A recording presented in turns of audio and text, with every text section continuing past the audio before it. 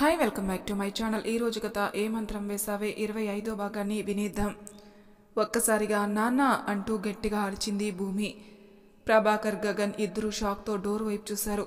రెండు కళ్ళల్లో రౌద్రంతో చెమ్మగిలిన కంటతడితో బాధగా గగన్ ప్రభాకర్ వైపు చూస్తూ ఉంది. మొదటిసారి తన కూతురులో ఇంత కోపం చూడ్డం, కొంచెం భయంతో కూతురు వైపే చూస్తూ ఉన్నాడు ప్రభాకర్. ఏంటి నాన్న ఈ మాటలు? ఆర్యన్ నాకిష్టం లేకపోతే రెండూ పెళ్లి చేస్తారా? మీరు నా సంతోషం కోసం అన్నారని నాకు తెలుసు నాన్న. కానీ ఎలా అనుకున్నారు నేను మరో పెళ్లికి సిద్ధమవుతానని? బావ నన్ను ప్రేమించాడని ఏనాడూ నాకు తెలియదు. ఇప్పుడు నీతో చెబుతుంటే విన్నాను. భూమి మనసు బాగోలేక రాజ్యం దగ్గరికి వెళదామని గగన్ ప్రభాకర్ మాటలు వింటూ ఆగిపోయింది. ఎందుకు నాన్న ఇలా ఆలోచించారు? నాకు మరో పెళ్లి చేస్తారా? భూమి చేతిని పట్టుకుని నీ సంతోషం కోసం అన్నాన్రా, అంతేకాని నీ ఇష్టం లేకుండా నేనే ఆలోచించను. నాన్న, ఏ అమ్మాయి అయినా పెళ్ళంటే ఒకేసారి చేసుకుంటుంది. కానీ వచ్చేవాడు రాక్షసుడు అయితే దూరంగా ఉంటుంది నాన్న. మీరు అనుకోవచ్చు ఆర్యన్ నా విషయంలో రాక్షసుడిలా ప్రవర్తించాడని. నాన్న, గగన్ బావ అన్నాడు కదా, తన పరిస్థితిలో ఎవరు ఉన్నా అలానే చేస్తారని. కాకపోతే ఆయనకి కోపం ఎక్కువ, దానికి నేను ఒప్పుకుంటాను. కానీ అంత చెడ్డవాడైతే కాదు నాన్న. నీ మాట కోసం, నా సంతోషం కోసం తన ప్రేమను వదులుకొని నన్ను ఇక్కడికి తీసుకుని వచ్చాడు అంటే అంత చెడ్డవాడా ఆర్యన్? కాదు నాన్న, మంచివాడే. ఎంత మంచివాడు అంటే ఇతరులకు సాయం చేయటంలో ఎప్పుడు ముందుంటాడు. నా అనుమతి లేకుండా నన్ను పెళ్లి చేసుకున్నాడు. కానీ ఏ రోజు భర్త అన్న హక్కుతో నన్ను సొంతం చేసుకోలేదు నాన్న ఆర్యన్. నన్ను ఎప్పుడు శారీరకంగా బాధ పెట్టలేదు. కొట్టాడు కాదనను, అవమానించాడు కాదనను. కానీ పరిస్థితుల కారణంగా తను అలా నా విషయంలో చేశాడే కానీ లేదంటే నన్ను సంతోషంగా చూసుకునేవాడు. ఇంకా నేను ఇప్పుడు ఆర్యన్కి దూరంగా ఉండడానికి కారణం నా మనసు పడ్డ బాధ కొంచెమైనా తనకు తెలియాలి కదా అంటూ గగన్ వైపు చూస్తే, ఐఆమ్ సారీ బావా, నన్ను క్షమించు బావా. నిజంగా నువ్వు ఇంతగా ప్రాణం కంటే ఎక్కువగా నన్ను ప్రేమిస్తావని అస్సలు అనుకోలేదు. కానీ అనుకోని కారణంగా నా పెళ్లి జరిగింది. నన్ను క్షమించు బావా అన్నది కంటి నిండా నీళ్లతో. అలా అనకు భూమి, నాన్న మాటలు నువ్వు తప్పుగా అనుకోకు.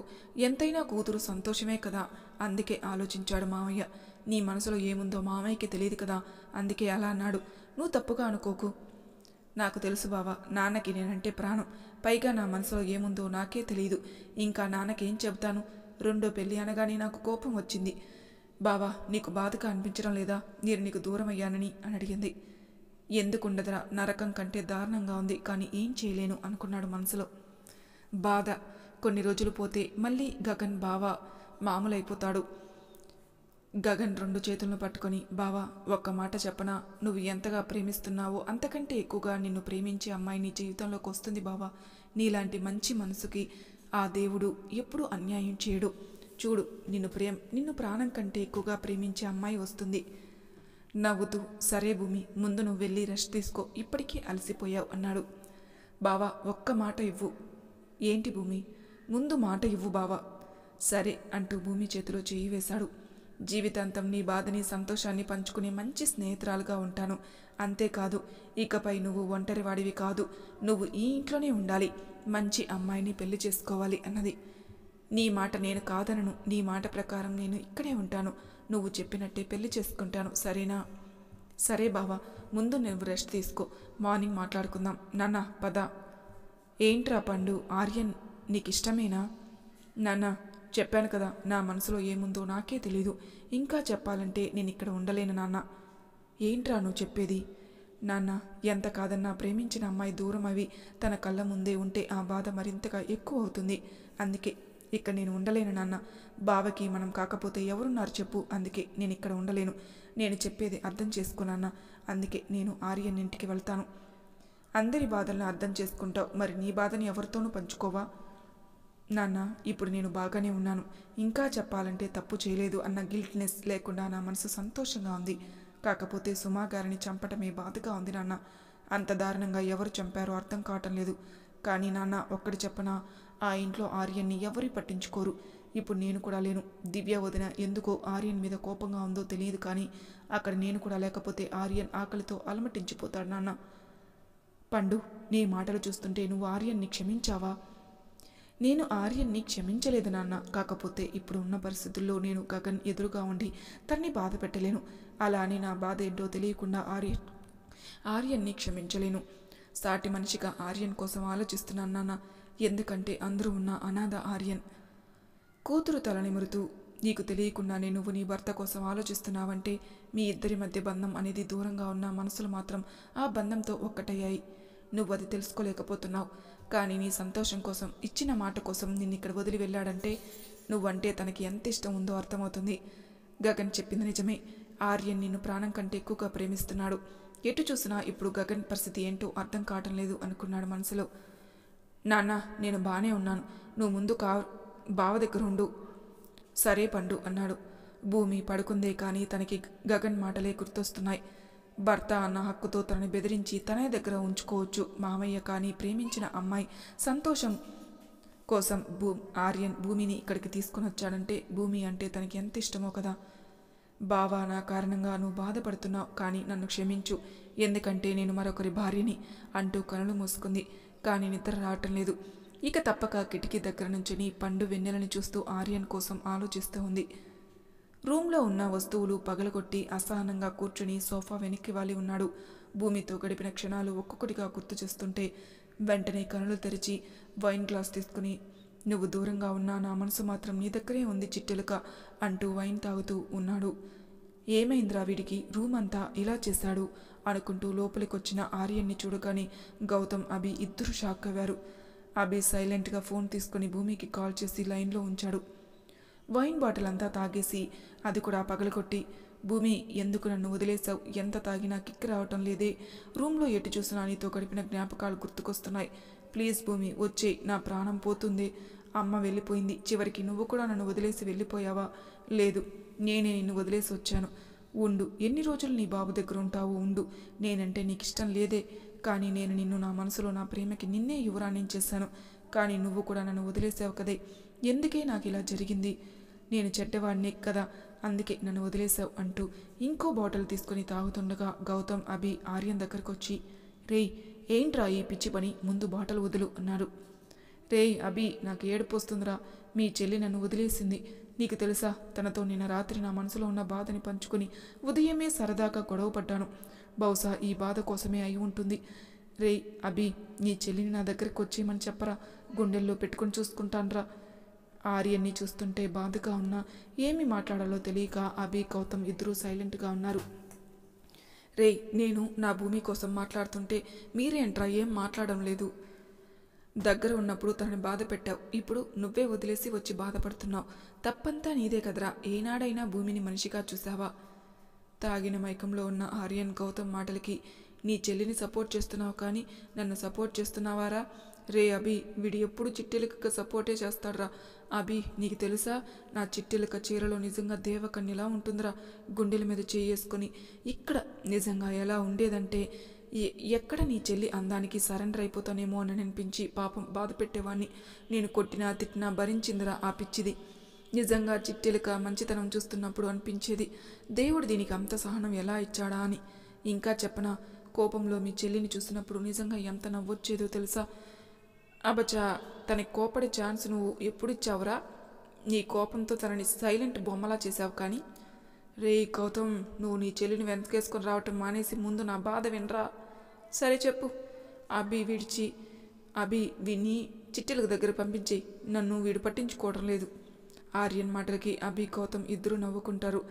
మీకు నేనంటే నిజంగా నవ్వులాటగా ఉందా, నవ్వుకోండ్రా. రేయ్, నాకు భూమి కావాలరా, నిజంగా నన్ను చూస్తుంటే నాకే నవ్వు వస్తుంది, ఎవరు తల్లిని చంపారో తెలుసుకోవాలని, ఒక చేతకాని వాణ్ణి, ప్రేమించిన అమ్మాయిని కోపంతో బాధపెట్టి నరకం చూపించిన అబ్బాయిని, నిజంగా నేను ఫూల్నిరా, నా మీద నాకే నవ్వొస్తుంది.